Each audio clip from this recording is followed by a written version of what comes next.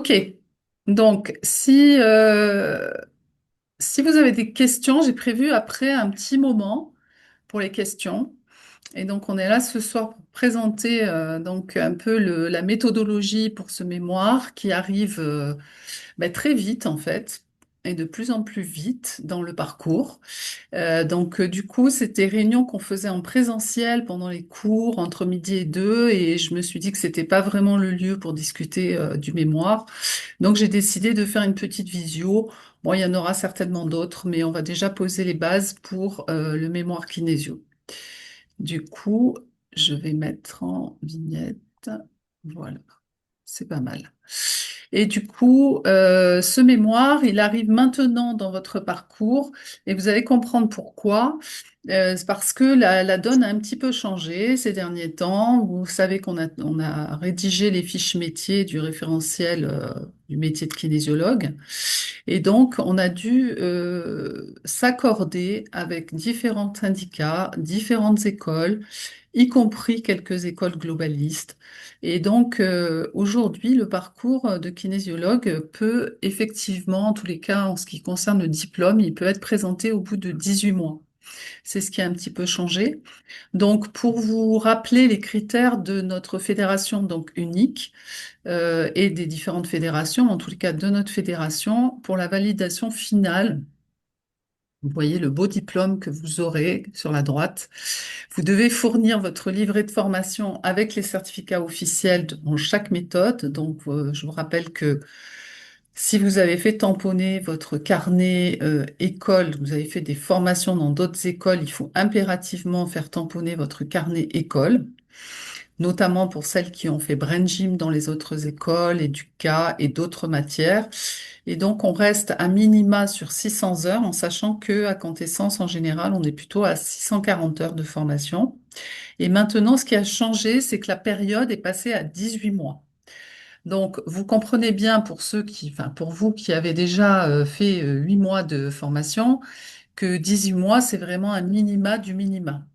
Pourquoi? Parce que vous devez fournir la preuve d'avoir reçu 10 séances de kinésiologie et à partir du moment où vous entrez en formation. Donc, étant donné qu'on fait une séance par mois et pas plus, il faut environ 10 mois déjà pour faire les séances qui sont des séances importantes, puisque vous avez vu que quand vous êtes en formation et qu'on soulève des sujets un peu épineux, c'est toujours mieux d'aller travailler qu'un professionnel. Donc, 10 séances, c'est vraiment un minimum. Et dites-vous bien qu'il vous faudra environ 12 mois pour effectuer ces 10 séances sur vous par un professionnel. Donc, je vous laisserai quand même, pour les nouvelles, une liste de kinésiologues certifiés vers lesquels vous pouvez vous tourner. Et vous pourrez consulter différents praticiens puisque vous verrez que chaque personnalité étant différente, même si on a suivi les mêmes cours, chaque séance est différente. Donc, il faudra également fournir la preuve, pas la preuve, mais un compte-rendu des 40 séances données à vos clients en respectant l'anonymat. Donc, vous pouvez garder le prénom et l'initiale du nom de famille. Donc, ces 40 séances sont importantes. Vous verrez comment elles se dispatchent parce que ça ne sera pas 40 séances sur des thèmes divers et variés, puisqu'il vous faudra un certain nombre de séances pour illustrer votre mémoire. Donc, vous devez fournir un écrit et c'est un peu l'objet de la réunion d'aujourd'hui. Donc, ça s'appelle un mémoire. C'est un écrit de fin de stage, de formation. Vous devrez présenter donc une séance avec une personne extérieure. Ce ne sera pas un camarade de votre promo. Ce sera une personne qui ne connaît pas la kinésiologie et ce, devant un jury. Donc là, pas de panique, hein. Le jury, c'est souvent des professeurs que vous avez eus en cours pendant l'année. Je fais partie également du jury parce que quelquefois, ben, vous pouvez perdre vos moyens, en tous les cas pendant une partie de la séance. Donc, c'est important aussi d'avoir quelqu'un dans le jury qui vous connaît, qui peut vous aider à vous reprendre au cas où. Et ce jury, en général, ce sont des personnes, vous savez, qui sont extrêmement bienveillantes. Et donc, c'est important de voir comment vous travaillez. Donc, la personne extérieure, c'est bien que ce soit une personne qui n'ait pas fait beaucoup de kinésiologie. Donc cette année, on avait 3 ou 4 personnes qui devaient entrer en formation. Et donc c'était assez drôle parce que elles ont vécu l'examen avant de rentrer en séance. Voilà. Ensuite, vous devrez présenter votre écrit devant un jury. Donc sachez que le jury a lu votre travail. Il a lu même des fois un mois, voire un mois et demi à l'avance. Il vous a déjà fait des retours. Et vous devrez donc présenter le travail final et donc répondre aux questions. Donc les questions, c'est pas pour vous piéger, étant donné qu'on a déjà lu le mémoire, ça sera peut-être sur la présentation des séances, si c'est pas assez creusé sur votre ressenti, sur pourquoi ce thème, enfin, on vous cuisinera un petit peu, mais rien de très grave et de très difficile. Voilà pour la validation finale. Donc c'est un peu impressionnant vu comme ça. Et j'avoue que j'avais mis cette diapo quasiment à la fin, mais je pense qu'au moins vous savez à quelle sauce vous allez être mangé. Voilà pour ça. Donc on me demande souvent quand commencer à travailler sur le mémoire. Donc 6 mois à 12 mois, c'est quand même un minimum. Pourquoi? Parce que il va falloir que vous commenciez à collecter des informations, que vous choisissiez le sujet, que vous définissiez une problématique. Donc la problématique ne peut pas être un sujet, hein, on va en parler.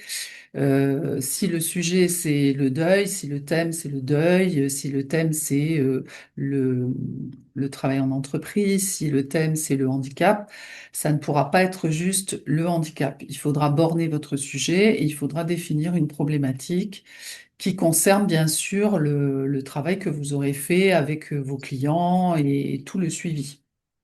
Donc, on se verra de toute façon sur 3 rendez-vous, c'est prévu, des rendez-vous individuels pour pouvoir, donc attendez, j'admets quelqu'un, voilà, pour pouvoir, pendant les rendez-vous individuels, parler plus précisément de votre sujet, de votre problématique. Donc, parmi ces 40 séances que vous aurez à donner, on vous demande un minimum de 12 séances qui servent de matière à votre mémoire, c'est-à-dire ce sont des séances de préférence, on va vous dire, prenez 3 ou 4 personnes qui répondent à votre sujet et à votre problématique. Ensuite, vous allez les recevoir sur 3 séances. Si vous en prenez 12 et que vous avez que 3 clients, donc 12 séances, ça va faire 4 séances par client. Si vous en prenez 4, vous ferez 3 séances minimum avec votre client pour voir la progression. Et l'idée, c'est en fin de mémoire de nous dire un petit peu en quoi ça a pu aider, quelles sont les limites aussi de notre technique, hein. On n'est pas obligé de répondre et d'avoir des solutions miracles, hein. Quelquefois, ben, ça marche très très bien, quelquefois, ça marche en partie. Et puis, il y a des personnes avec qui ça fonctionne pas spécialement bien parce qu'elles sont pas allées voir un kinésiologue, elles se sont prêtées à l'exercice. Souvent, ce sont des personnes que vous connaissez. Donc, voilà. Mais il faudra de toute façon établir, on va dire, une petite conclusion. Vous verrez après en nous disant en quoi ça a pu aider ces personnes et votre ressenti par rapport à ça. Donc, attention, les séances, vous ne pouvez pas les commencer à n'importe quel moment. Donc là, vous arrivez pour la plupart à la fin du TFH 6, donc au Profession C, et donc vous pouvez commencer à donner des séances de touch sans problème. Par contre, concernant le TIOC, il serait quand même préférable d'attendre d'avoir validé le TIOC 6 pour pouvoir mettre dans votre mémoire des séances de TIOC. C'est vrai que le TIOC de 1 à 3, c'est une bonne base, mais en général, dans les différentes écoles, on demande le TIOC 6 pour pouvoir présenter des séances 3-in-1 concept. On demande également le KH2, donc le Stress Release 3, pour pouvoir vraiment commencer à présenter des séances en Stress Release. Au mieux, c'est Merveilleux Vaisseau. Bon, certains ne le font pas ou le font en option. Donc pour les personnes qui font de la kinésiologie périnatale, on est resté sur le niveau 2, parce que le 3 vient parler plus de tous les cas de PMA, tout ce qu'on peut rencontrer comme cas particulier. Donc déjà, le 2 c'est pas mal puisqu'on a EME qui fait quand même 4 jours ou 5 jours maintenant. KPN 0, 3 jours, KPN 1 et 2, 4 jours chacun. Donc voilà, KPN 2, c'est bien. Et pour le Brain Gym, si vous voulez vraiment présenter des séances, surtout dans le mémoire, parmi ces 12 séances, c'est bien d'avoir Brain Gym 7D. Vous n'êtes pas obligé de présenter chaque technique. Vous pouvez décider de mettre des séances de jog, des séances de KH, de stress release et de touch. C'est déjà bien. Vous n'êtes pas obligé d'explorer chaque matière. Mais c'est important d'avoir au moins une ou deux matières dans les fondamentaux, quoi, dans les bases. C'est, c'est quand même mieux. Ok, voilà pour quand commencer. Ça veut dire que vous pouvez commencer dès aujourd'hui, voire dès demain. C'est vous qui voyez, mais il faut quand même prendre du temps pour laisser descendre. Souvent, on a une petite idée, mais comme on n'a pas forcément la méthodologie, on ne sait pas par où commencer, donc on le laisse dans un petit coin de sa tête. Et c'est vrai que commencer activement à recruter des personnes pour les séances, à planifier, à faire un plan de travail, on va voir comment on s'organise pour faire tout ça. Moi, je vous propose 3 rendez-vous individuels. Ces rendez-vous, vous le savez, sont gratuits dans la mesure où vous avez opté pour le parcours kinésiologue chez nous. Donc, c'est important que vous ayez cette trame et ces 3 rendez-vous. Il faudra un petit peu les potentialiser dans la mesure où si vous arrivez et que vous faites 3 rendez-vous en un mois, ça vous servira strictement à rien. Déjà, le premier rendez-vous, si vous avez dans l'idée d'avoir déjà défini votre thème, et ses limites, peut-être, voilà, c'est déjà pas mal. On pourra discuter ensemble de peut-être rétrécir un petit peu votre sujet parce qu'on est très gourmand quand on commence, on veut tout traiter sur le sujet et surtout on part sur un thème en général et c'est pas forcément ce qu'il faut faire. Je m'explique.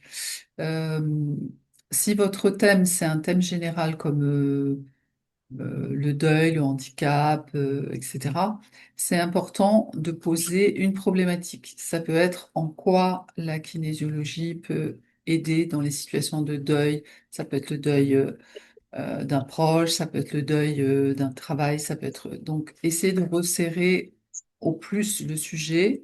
Ça viendra des fois à la fin, vraiment resserrer, de mettre le titre de votre mémoire, parce que c'est vrai que ça dépendra un petit peu des cas que vous aurez rencontrés. En tous les cas, il faut déjà poser une petite problématique et ça sera l'objet de notre premier rendez-vous et on posera ensemble un plan de travail. Donc je vais en parler, qui est différent du plan du mémoire, qui est comment je vais m'organiser pour faire mes recherches et par quelles étapes je dois passer. Ça, c'est l'objet du premier rendez-vous. Le deuxième rendez-vous, c'est souvent au bout de quelques mois, quand vous avez vraiment collecté, déjà vous avez lu sur le sujet que vous voulez traiter, vous avez peut-être reçu déjà quelques personnes, vous avez listez toutes les idées qui vous venaient. Et donc, dans ce cas-là, quand vous commencez à avoir des petites parties et des petits morceaux qui peuvent être en passe d'être rédigés ou déjà rédigés, on va classer et établir ensemble un plan. D'abord parce que souvent on présente un plan déjà fait au premier rendez-vous, ce qui est un peu une aberration parce que si vous n'avez pas fait ce travail de recherche et que vous n'avez pas commencé à recevoir un peu des clients, sur le thème du mémoire, vous avez aucune idée, à part des idées, bon, intellectuellement, vous pouvez déjà coucher des idées, mais ça sera loin de la réalité et vous devrez refaire un plan, quelques mois après. Donc, c'est important de laisser passer un peu de temps. Donc, ce deuxième rendez-vous, on établira ensemble un plan pour le mémoire et on reverra un petit peu la présentation des séances. Alors, le troisième rendez-vous, en général, je le fais par téléphone. Bon, ça dure un certain temps, quelquefois en visio, on compte bien entre une demi-heure et 3 quarts d'heure. Aussi, c'est souvent 2 mois avant la soutenance, quand vous avez bien rédigé. Je vais vous demander de m'envoyer en numérique votre mémoire. Je vais le lire, ça me demande du temps, mais je vais le lire. Je ne le lis pas en entier, je le lis en diagonale, mais je regarde si tout est vraiment dans le sujet, s'il n'y a pas du hors-sujet, si le ton qui est adopté, il est bon, si les séances sont présentées correctement, etc. Et après cette première lecture, je vous fais un retour. Donc, il faut pas prendre ce retour comme quelque chose qui démolit votre travail parce que souvent, il manque une partie, c'est pas clair. Je vous renvoie le plus possible à du travail personnel, mais il faut savoir que si vous jouez le jeu et vous le faites 2 mois avant la soutenance, vous allez avoir des retours personnels et surtout, vous allez éviter qu'on vous dise le jour du mémoire, bah écoutez, ça c'est hors sujet, ça n'a pas de sens. Voilà, donc c'est important ce suivi. Vous devez faire un bout du chemin tout seul, mais ce travail qu'on fait ensemble, même si ça vous déplaît par moment, parce qu'il faut changer, souvent les séances sont pas présentées au bon endroit, je vous demande d'approfondir, je vous demande de faire un retour séance par séance, parce que vous êtes peut-être pas assez impliqué sur ce que ça a généré chez vous, en quoi ça vous a fait grandir cette séance. Voilà, donc c'est sûr que ça paraît un petit peu comme quelque chose de critique, mais vous savez que c'est de la critique pour vous aider à grandir. Et en même temps, quelquefois, c'est aussi lié au fait qu'on n'est pas assez explicite sur ce qu'on aimerait par rapport au rendu de mémoire. Quelquefois, on est agréablement surpris, et tant mieux. Ça m'est arrivé même cette année de dire à une élève, bah, c'est OK, ton mémoire, il est parfait, tu peux imprimer en 4 exemplaires et on n'a rien touché, ça peut arriver. Et puis ça m'est arrivé de dire, bon, écoutez, là, ça va pas du tout, hein, il manque, on est sur un mémoire de kinésio, c'est bien de parler d'un sujet et d'avoir des connaissances sur ce sujet, mais moi, ce qui m'intéresse, c'est votre vécu. Donc, c'est pas ce que je demande. Donc, ajouter une partie en traitant vraiment de la kinésio, comment ça. Bon, il n'y aura plus cette problématique parce que vous allez recevoir prochainement tous les critères, que ce soit les critères de présentation, de rédaction, y compris la police, enfin, à adopter, la grosseur des caractères, tout ce qui doit être mis sur la page de garde. Donc, tout ça, vous allez recevoir un document. Elles l'ont reçu l'année dernière également. Et vous aurez le temps de le potasser, de poser aussi des questions sur ce document. Donc, pour ce qui est des 3 rendez-vous, ne me dites pas, je pensais que tu étais trop occupé, je pensais qu'il fallait prendre les 3 rendez-vous au bout de 6 mois. Donc, moi, c'est dispo. Je me suis mis en disponibilité au moins 3 matins par semaine pour l'administratif de l'école et aussi pour tous ces rendez-vous pédagogiques. Donc, pas d'excuses, il faut les prendre et il faut anticiper. Voilà pour ces petits rendez-vous. Ensuite, le thème. Alors, j'ai mis cette abeille parce que vous allez faire comme l'abeille. C'est-à-dire que dans un premier temps, vous allez être obligé de butiner sur différentes sources.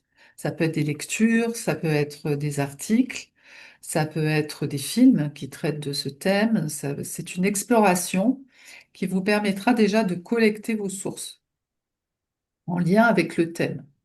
Vous n'allez pas, c'est pas une liste exhaustive, vous n'allez pas lire, parce que des fois je vois des bibliographies avec, je sais pas moi, 30 ouvrages. C'est pas le but.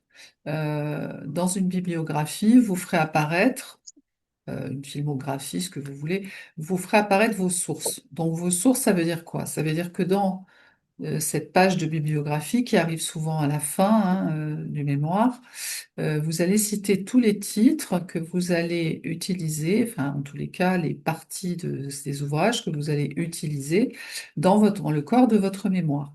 On ne vous demande pas d'inventer des techniques sur des nouvelles techniques. On vous demande simplement d'aller voir. Bon, je pense par exemple au thème de la phobie. Il y a un certain nombre d'ouvrages qui ont été écrits, il y a des conférences.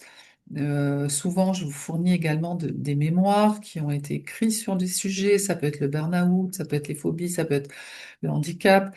Donc, vous avez à disposition en version papier des mémoires que vous pouvez emprunter. On évite de vous fournir les versions numériques parce que bah, les auteurs sont déjà bien gentils de nous permettre de les partager. Et donc, ça évite aussi le copier-coller et tout le monde est content. Donc, j'ai fait imprimer il y a 2 ans un certain nombre de mémoires. Il y a quand même de bons mémoires. Donc, voilà, vous avez différentes sources. Ces sources, vous allez les citer dans votre mémoire. C'est important quand vous citez une phrase, ou une partie ou une idée, de toujours mettre une petite note en bas de page pour indiquer où est-ce que vous avez pris cette idée ou cette citation ou cette partie de texte. Nos aînés, les gens qui sont arrivés avant nous, ont travaillé différents thèmes. Donc c'est intéressant, même si vous pouvez même citer une phrase qui est dans un mémoire de kinésio. Moi, ça ne me pose aucun problème, mais il faudra bien indiquer vos sources. Voilà, ça c'est important. Donc le thème, c'est souvent un thème qui va être en lien avec votre expérience personnelle. Vous avez tous côtoyé dans vos expériences professionnelles, personnelles, dans vos vies, des thèmes qui vous tiennent à cœur. Ça peut être le sport, ça peut être l'éducation, ça peut être l'enseignement. On a beaucoup de profs aussi dans les élèves. Ça peut être votre pratique, même dans le milieu amical, hein, si vous avez rencontré des sujets qui vous touchent, c'est important de bien réfléchir parce que vous allez cheminer avec ce thème pendant presque un an. Donc c'est important que ce thème soit quelque chose qui vous intéresse, que vous avez envie de creuser, peut-être que vous avez vous-même rencontré dans votre parcours. C'est peut-être un thème qui a susciter un intérêt particulier parce que c'est une problématique que vous avez peut-être rencontrée dans votre vie. Vous aussi, on traverse différentes épreuves, hein, je pense au burn-out, par exemple. C'est important que ce thème vous tienne à cœur. Donc, vous n'êtes pas obligé. Souvent, il y a trois ou quatre thèmes qui plaisent. Et c'est bizarre parce qu'au fur et à mesure que vous creusez un thème, il y en a un qui va vraiment s'imposer à vous et même dans le choix des personnes, des volontaires que vous allez demander, ben, forcément, il y a un thème qui va ressortir plus qu'un autre. Donc, commencez dès demain à réfléchir un petit peu à votre thème. Et ensuite, on va parler un petit peu de la problématique. Donc, comment définir une problématique? Donc, c'est aussi l'objet, comme je vous l'avais dit, du premier rendez-vous. Alors déjà, c'est un mémoire de kinésiologie. Ça vous paraît bizarre, mais on a des personnes qui sont ostéopathes, on a d'autres qui font de la chiropractie, toutes sortes de techniques. On a des psychologues.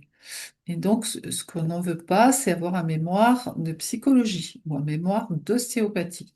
Ça vous paraît bizarre, mais dans votre mémoire, c'est important de consacrer une partie à la technique de la kinésiologie. On va voir comment et pourquoi et de formuler une question autour de votre thème. Je vous ai mis des exemples de problématiques. La kinésiologie permet-elle d'ouvrir de nouvelles possibilités quand nous subissons une phobie? Ça, c'est un thème de mémoire qui a été pris à 2 ans et c'est un mémoire que je peux vous partager. Ensuite, en quoi la kinésiologie est une dynamique d'équité face aux apprentissages de la vie?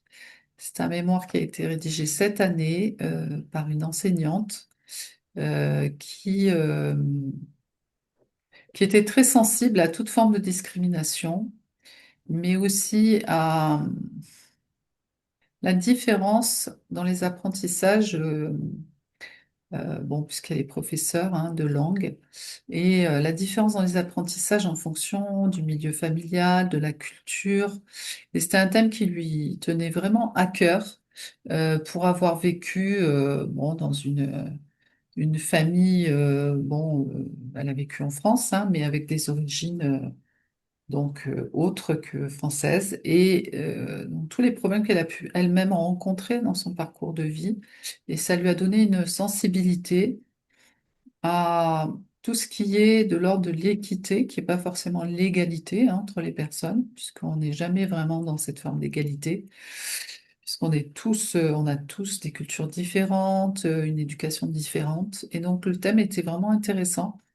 Et on sentait dès le départ que c'était un thème qui l'apportait. Et ça a été un mémoire rédigé assez facilement et belle soutenance. Ensuite, comment la kinésiologie peut-elle permettre un accompagnement soutenant après un vécu d'interruption de grossesse? Donc, je vous ai mis ce thème. C'est pas parce que ça traite de problèmes on va dire même, ça peut traiter, il y en a une qui a fait sur les suites l'accompagnement des suites d'un cancer du sein. Toute forme d'accompagnement, dans la mesure où c'est un accompagnement que vous allez faire avec des séances de kinésiologie, peut être possible. Mais n'oubliez pas qu'on traite de la kinésiologie, qui est vraiment une matière intéressante. Donc, c'est important de vraiment de faire ce travail autour de la kinésio. Autre chose, j'ai des personnes qui me disent souvent, je me destine à faire des ateliers de brain gym, des ateliers de, voilà.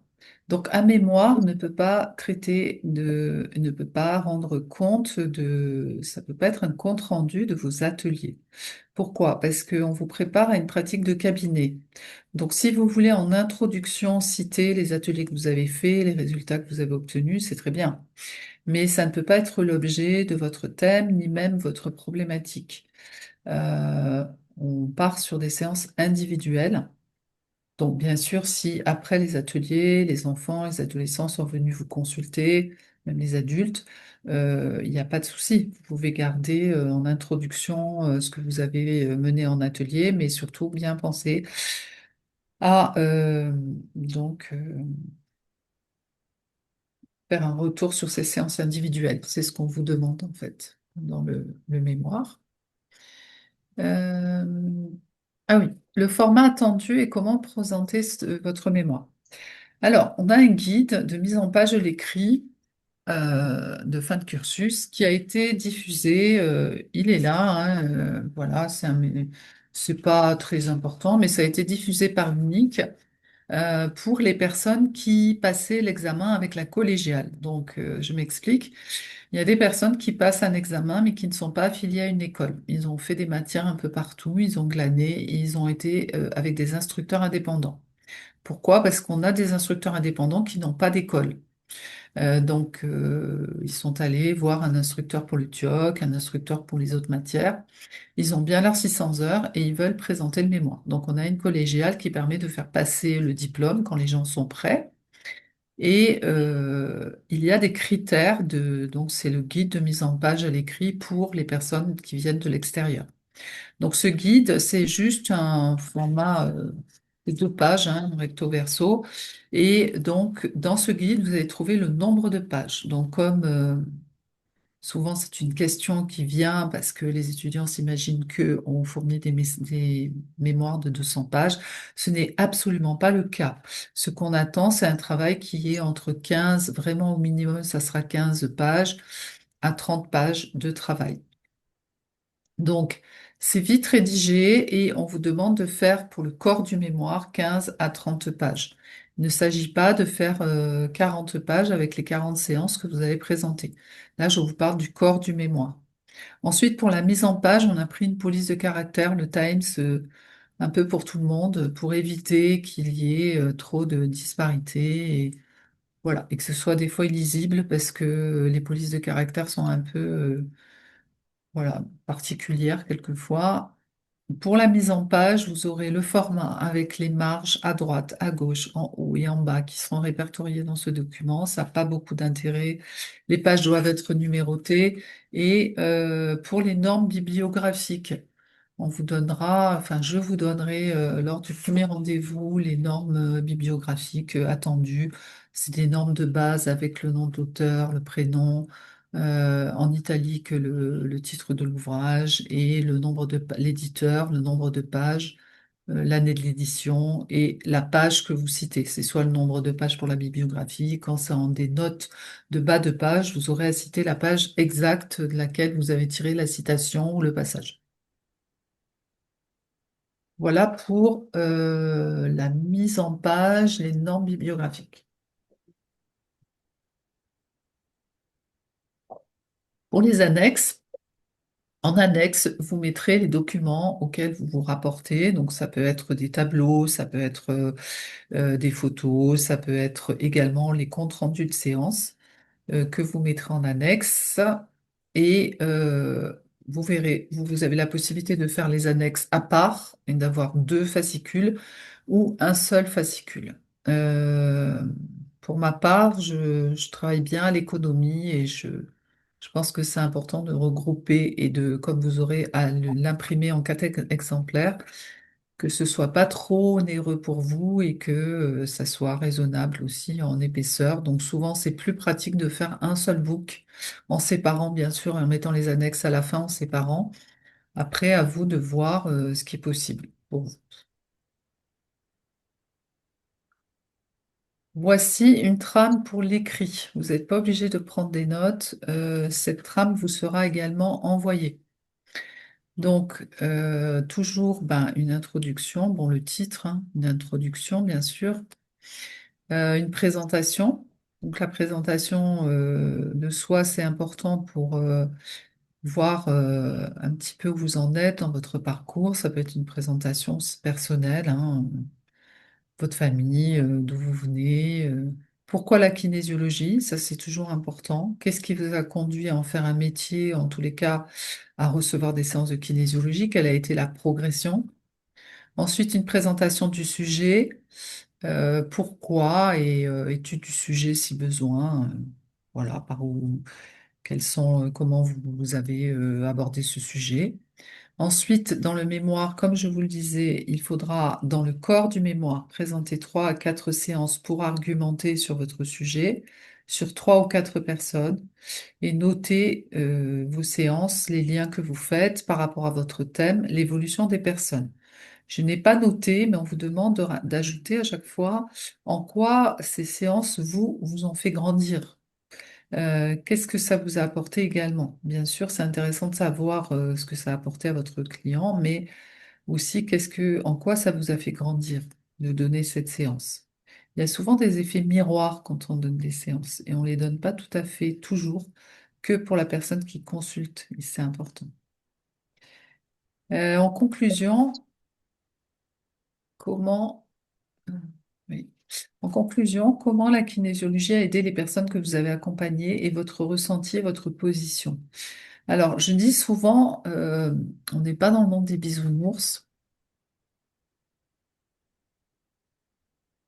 Soir Agnès. On n'est pas dans le monde des bisounours et donc on va pas dire que la kinésiologie résout tous les problèmes et c'est pas le but. Vous pouvez avoir dans ces séances, dans ces 12 séances, même dans les 40 séances, d'extrêmement bons résultats. Et c'est toujours important d'être bien détaché du résultat. C'est la personne qui fait sa séance, elle en fait ce qu'elle veut à la sortie. Et quelquefois, l'avancement n'est pas comme elle le voudrait ou comme elle l'escomptait. Et vous n'avez pas toujours des retours extraordinaires.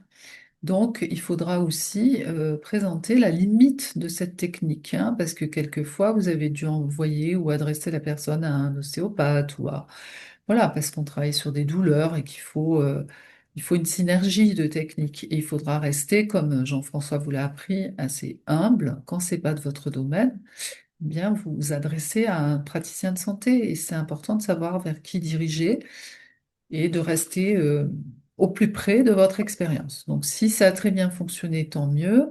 Si ça a un peu moins fonctionné, il faudra que vous en parliez et il n'y a pas de honte à dire, bon, ça, avec cette personne, ça a été plus lent, ça a été plus laborieux, voilà. En annexe, vous remettrez les séances, les autres séances. Et dans l'idéal, c'est bien que vous mettiez toutes les séances, même celles que vous avez présentées dans le corps du mémoire. Comme ça, on est sûr et on peut checker sur la présentation des séances si tout est OK pour vous. Voilà. Donc là, moi, non, j'ai pas tout complètement terminé. Donc, vous avez vu que lors du premier rendez-vous, on va établir ensemble un plan de travail.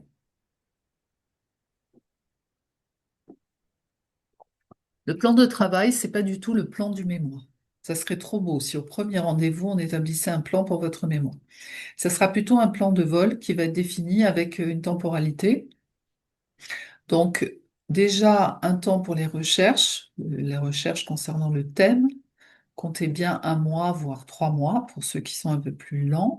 Donc, ça va être les recherches des sources, donc les lectures. Ça va être la recherche des personnes, donc que vous allez devoir recevoir. Ça va être un temps pour les séances. Donc, rappelez-vous que recevoir 3 personnes pendant 4 séances ou 4 personnes pendant 3 séances, il faudra que ces séances soient espacées, comme vous le savez, de 3 semaines à 4 semaines. Ce qui veut dire que si vous recevez 4 personnes pendant 3 séances Vous allez avoir une durée moyenne par personne de 4 mois. Donc, il faudra que vous prévoyiez un temps dans la semaine pour recevoir des personnes. Et souvent, vous allez être obligé d'en recevoir 2 ou 3 dans la semaine pour votre mémoire.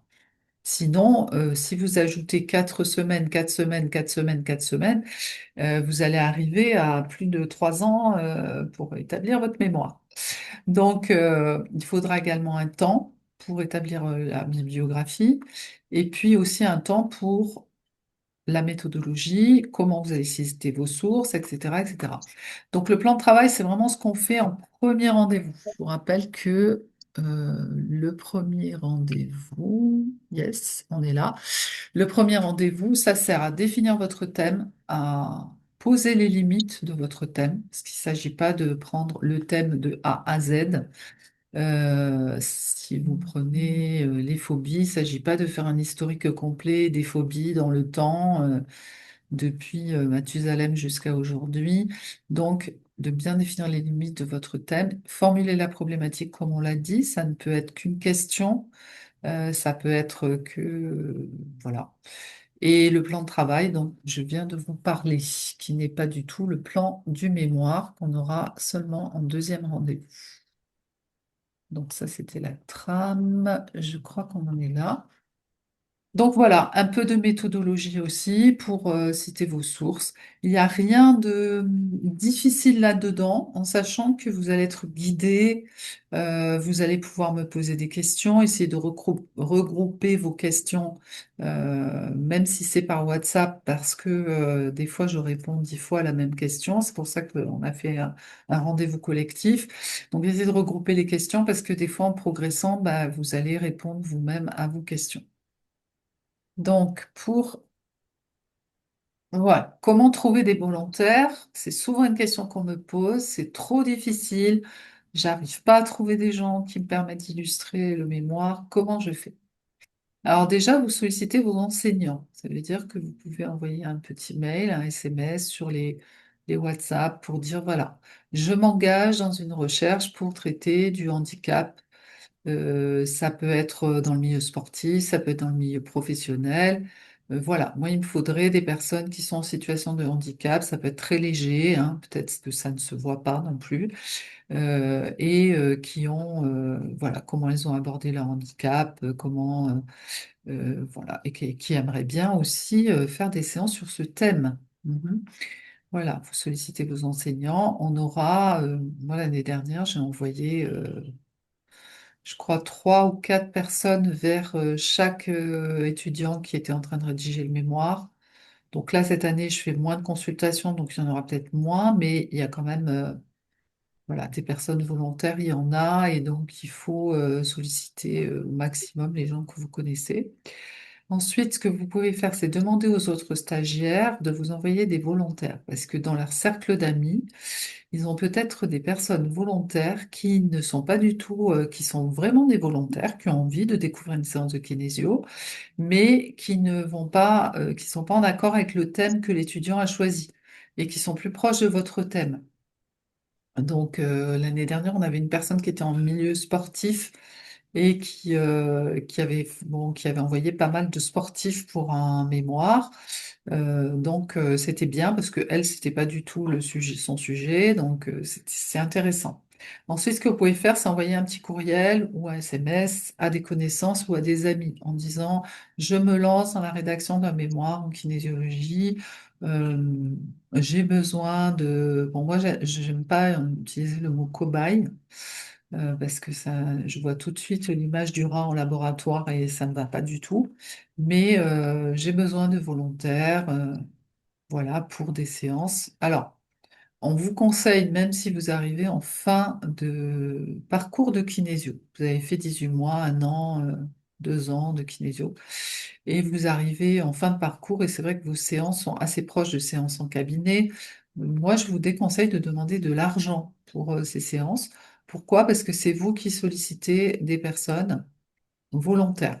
Par contre, au-delà des 3 ou 4 séances que vous donnez pour votre mémoire, ça sera important de bien demander après, pour les séances qui suivent, si la personne veut continuer à être suivie, à demander un prix de séance.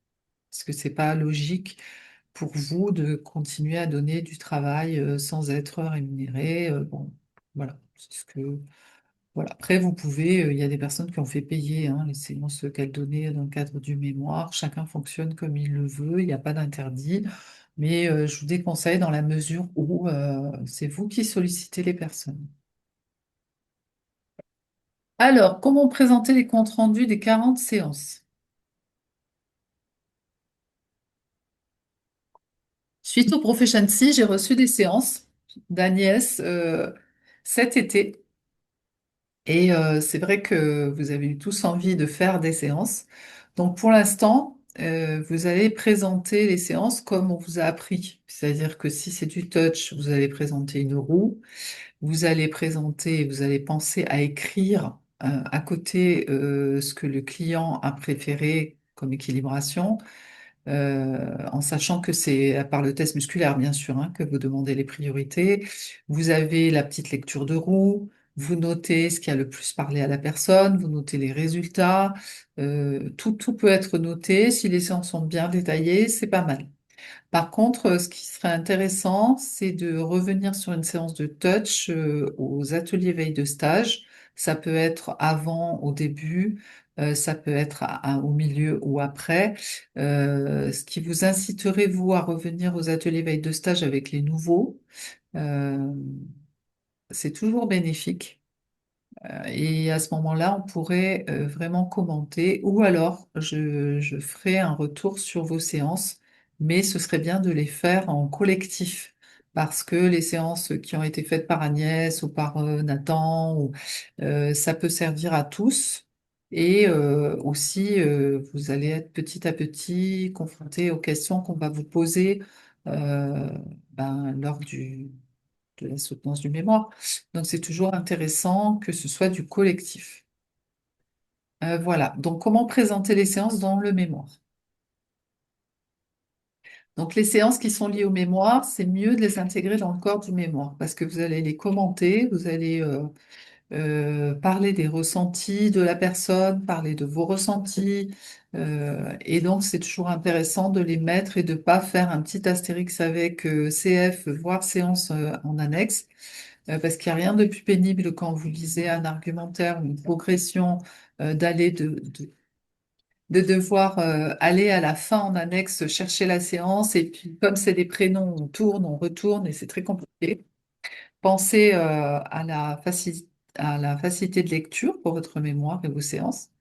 Donc, si vous pouvez, vous mettez les autres séances effectivement en annexe et vous pouvez même mettre toutes les séances, les 40 séances, même si vous les avez commentées, intégrées dans le corps du mémoire, les 12 premières, à ce moment-là, ben, vous pouvez les mettre quand même les 40 à la fin.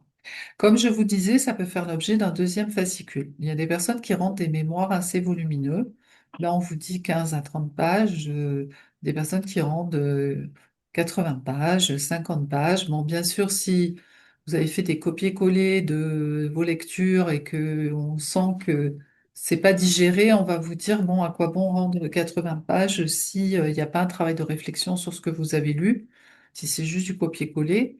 Donc, c'est pas forcément l'épaisseur du mémoire voilà, qu'on va regarder, mais plus s'il y a un cheminement, si vous êtes impliqué, si vous avez eu une réflexion autour de votre thème et s'il y a une progression, bien sûr, tout le long du mémoire. Donc, pensez quand même au côté pratico-pratique et au coût d'impression. Si vous fournissez 4 exemplaires, c'est ce qu'on va vous demander pour votre mémoire et vos séances. Pensez que vous allez avoir 8 fascicules à rendre, ce qui est quand même voilà.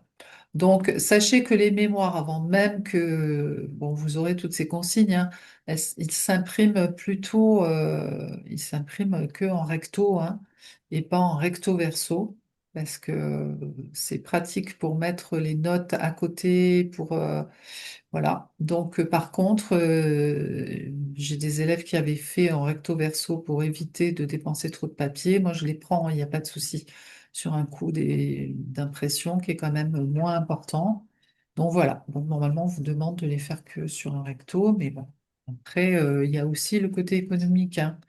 On n'est pas là pour... Alors les mémoires, qu'est-ce qu'ils deviennent? Ben, certains, si vous donnez l'autorisation, ils pourront être consultés par des élèves. Tout le monde ne donne pas l'autorisation et vous n'y êtes absolument pas obligé, parce que des fois, ça contient des choses personnelles, des réflexions personnelles et votre parcours. Et si vous n'avez pas envie de le partager, ben on le comprend tout à fait. Ensuite, celui que j'ai annoté et sur lequel on va mettre le plus de commentaires, on en garde un exemplaire. On vous en rendra un parce que c'est toujours bien que vous ayez une ou deux copies, même des fois deux, si vous en avez besoin. Et voilà. Et donc, ça sera jamais perdu, mais c'est bien que chaque membre du jury puisse faire ces petites annotations, le lire en amont, même si vous le fournissez en version numérique et que souvent je le fournis moi en version numérique en première intention. Voilà, donc on a ajouté cette année, grande nouveauté, la pratique supervisée. On s'est rendu compte que les étudiants arrivaient au moment du mémoire assez bien préparés par les trois rendez-vous successifs, mais qu'ils étaient absolument pas préparés à la séance qu'ils vont devoir donner devant le jury. Et donc, comme on le fait dans certaines matières, par exemple pour les consultants TIOC, on a des journées de séances supervisées collectives. On a décidé d'organiser une pratique supervisée. Ça peut être par mois, ça peut être par un autre instructeur ou deux instructeurs. En tous les cas, on sera toujours, bon, souvent deux, c'est mieux. On va prévoir soit une pratique supervisée en cabinet, c'est-à-dire que vous prenez une séance de kinésio, c'est vous qui la donnez en général sur moi ou sur un cobaye, pas sur un volontaire, et je vous fais des retours. Et vous êtes en situation d'examen, ça veut dire que vous êtes minuté, la séance ne doit pas durer plus d'une heure 15 maximum. Et on fait des retours, soit encore mieux, participer à une journée de pratique collective supervisée. Alors, comment ça se passe? Ça se passe comme pour les consultants, pour le consultant TIOC. Euh, Nous sommes un groupe de 10, on tire au sort qui passe en premier et qui passe avec qui. Et les étudiants sont en cercle, on vous regarde, donc c'est un peu stressant, mais on fait quand même office de jury, donc c'est pas mal. Et ensuite, vous avez un retour ben, de vos enseignants sur ce qui pourrait être amélioré, voilà, ce qui pourrait être mieux, ce qui était bien, les points forts, etc. Et vous avez aussi un petit retour de vos camarades. Donc c'est toujours important parce que des fois on a l'impression d'avoir complètement foiré sa séance et on a des retours sur nos points forts parce que les autres qui nous observent, qui nous connaissent, qui nous ont déjà vus en formation, connaissent nos points forts. Et même si nous, en tant qu'enseignants, on vous fait remonter ce qui pourrait être amélioré, c'est toujours intéressant que les étudiants vous énoncent vos points forts et aussi qu'ils vous disent comment ils auraient fait différemment. Voilà. Si ils avaient fait cette séance, bon, à quoi ça leur a fait penser, qu'est-ce qu'ils auraient proposé. Voilà, c'est juste un petit retour, c'est un retour qui est bienveillant. Vous savez qu'on en fait à chaque pratique, chaque stage. On vous demande comment tu as vécu cette allée, comment tu as vécu le retour, comment tu étais quand tu as donné, comment tu étais quand tu as reçu. Donc rien d'extraordinaire, si ce n'est de vous mettre en situation d'examen au moins une fois euh, avant l'examen final. Je pense que cette année, on a fait face à des personnes qui ont été en surstress, alors que elles avaient déjà l'habitude de donner des séances en cabinet et c'est dommage parce que il manquait un peu cette pratique supervisée. Voilà, donc ça c'est quelque chose que je vais proposer. Donc même si on déplace deux enseignants, c'est pas une pratique qui est obligatoire, mais elle sera payante. Par contre, pareil pour la pratique supervisée en cabinet, moi je l'ai fait gratuitement jusqu'à maintenant mais ça ne pourra pas être continué parce que nous, ça nous mobilise à environ 2 heures. Ça mobilise le cabinet aussi, donc c'est pas... Voilà. Donc ça sera dans le cadre des séances que vous recevez. On vous a dit 10 séances, il faudra prévoir une séance supervisée en cabinet ou bien participer à une journée de pratique collective, ce qui pourrait vous faire vraiment monter en compétences et vous mettre en situation d'examen. Voilà pour Et ben voilà pour tout ce que j'avais à vous dire. Donc, je rappelle que vous allez recevoir cette fiche qui est le guide de mise en page de l'écrit de fin de cursus. Ça a été fait par Unique, par la collégiale. Vous allez recevoir également une petite trame pour l'écrit qui était à l'écran tout à l'heure, l'introduction, se présenter, etc., etc. Et après, ben moi, je reste disponible pour le premier rendez-vous que je vous conseille de prendre 1 à 3 mois après avoir réfléchi. Ça peut être au bout d'un mois après avoir réfléchi à votre thème et à la faisabilité de votre thème. Et ben maintenant, j'attends vos questions. Vous pouvez remettre les caméras, vous pouvez remettre le son. Et si vous avez suivi et que vous avez des questions, c'est le moment.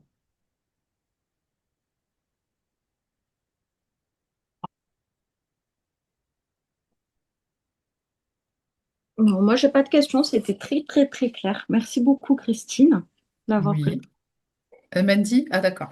Oui, pardon, excuse-moi. Non, non, mais je te vois pas, donc Mandy, ouais, ouais, vaut non, mieux c'est pas pas. grave. Ok. Moi, Voilà. j'ai une question, Christine, sur le TIOC Oui, 6. oui, Tu dis qu'il faut au moins avoir le niveau du TIOC 6. Le TIOC 6, a priori, on le termine le 6 avril. oui. Donc, on ne pourra pas commencer du TIOC avant le 6 avril, du coup. Alors, vous pouvez commencer à donner des séances de TIOC, mais pour vous entraîner, et je vous conseille de le faire, et je vous conseille même de revenir avec les nouvelles. Je crois qu'il y a Maud qui reprend de votre groupe.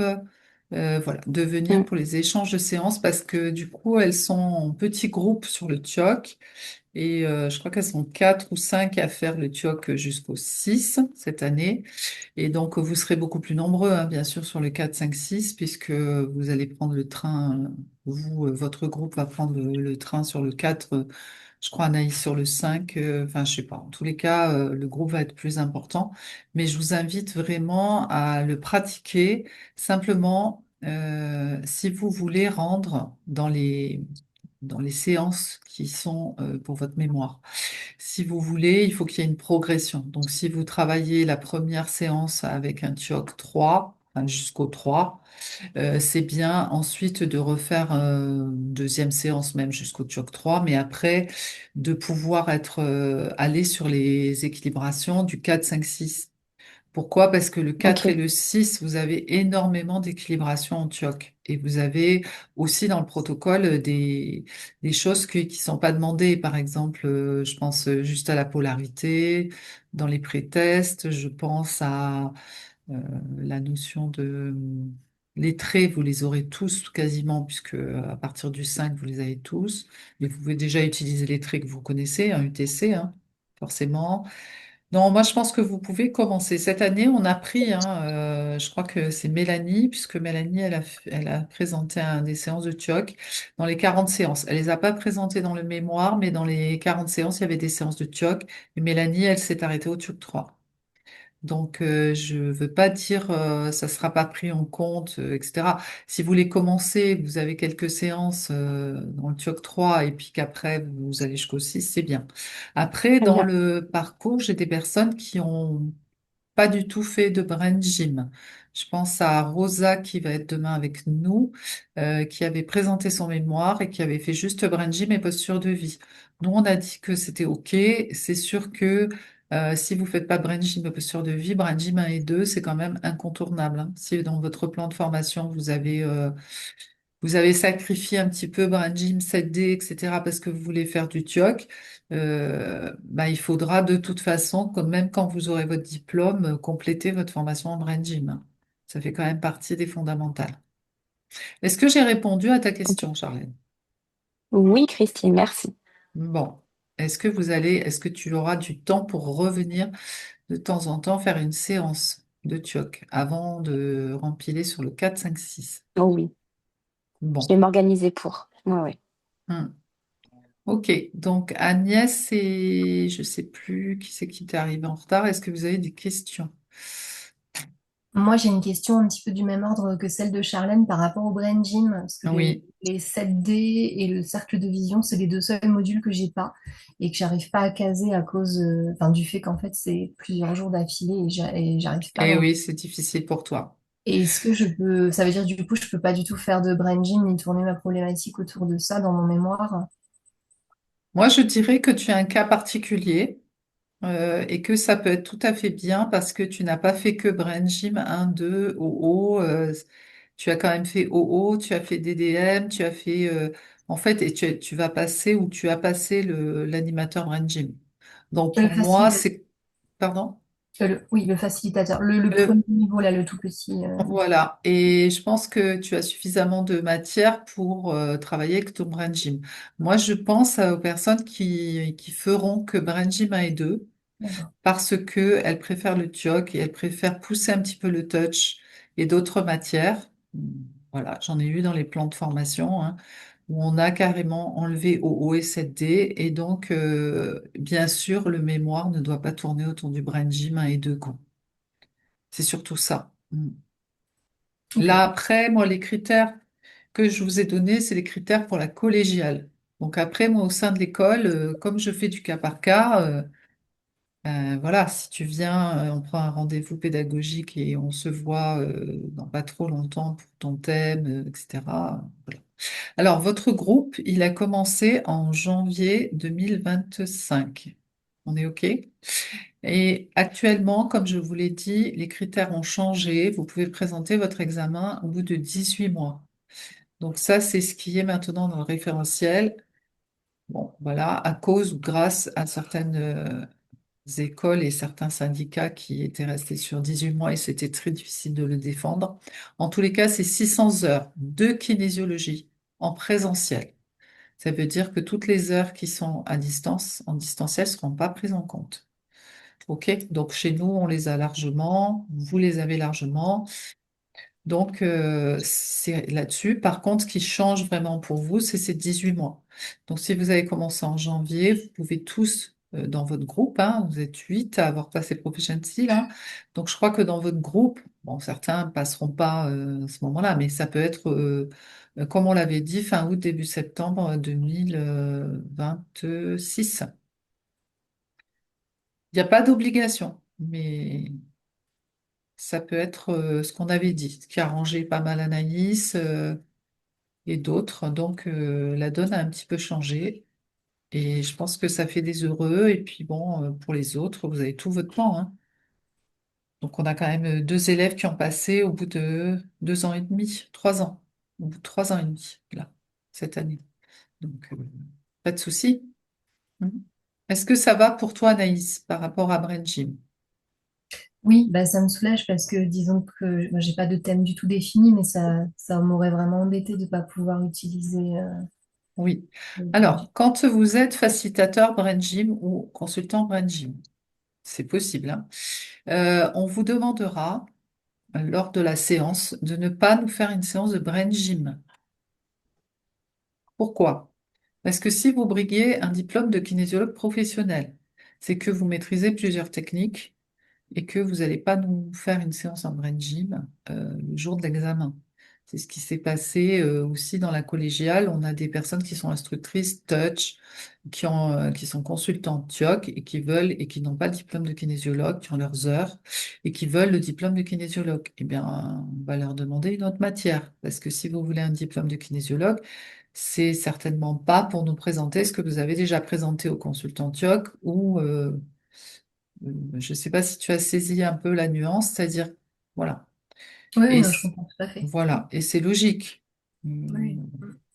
Donc, ça a surpris pas mal de personnes. Moi, je n'y étais pas, je n'étais pas au jury, mais je sais que une personne s'était présentée, elle était instructrice touch, et elle a dit non, non, mais moi je présente une séance de touch. Et quand on lui a dit, bon, bah, dans ce cas-là, tu présentes une séance de touch avec tous les outils, elle était déjà bien. Bon, après, elle ne pouvait pas présenter autre chose, donc ça s'est posé le problème. On lui a dit, ben écoute, si tu veux un diplôme supplémentaire, en plus de ton consultant touch ou instructeur, il faut que tu présentes une autre technique. Sinon, c'est pas logique par rapport aux autres élèves. Mm. Les autres, des questions? On est Mm. quand même plus cool hein, que quand on est en cours entre midi et deux. L'année dernière, on a fait les réunions pour le mémoire entre midi et deux. En cours, c'était vraiment pas cool. Oui, Céline, je t'ai coupé. Non, non. Ça va? Est-ce que vous, toutes les deux, toutes les trois, parce que je crois qu'il y a Cathy aussi qui est venue, est-ce que vous prenez peur en voyant le travail à accomplir ou est-ce que c'est bon? Non, ça va pour le moment. D'accord. Jannick, une petite LSE? Non, ça va. Non, non, non, ça, déjà, non, j'ai mûri déjà en 3 jours. Parfait. C'est la nouvelle promo. Demain, il vous donne une séance de kinésio. Ok. Est-ce qu'il y a d'autres questions? Je vais essayer de vous envoyer le replay. Normalement, ça a dû enregistrer. J'aime pas bien, mais bon, je sais que vous avez fait l'effort dans votre groupe de venir le plus nombreux possible. Donc, merci à tous. Est-ce qu'il y a encore des questions? C'est le moment. Puis après, il y a les rendez-vous individuels, donc on aura tout le temps de discuter. Vos impressions, est-ce que ça vous... Tiens, Nathan, je te vois faire la moue. Est-ce que ça vous a stressé? Non, ça va? Véro, ça va? Tu survis?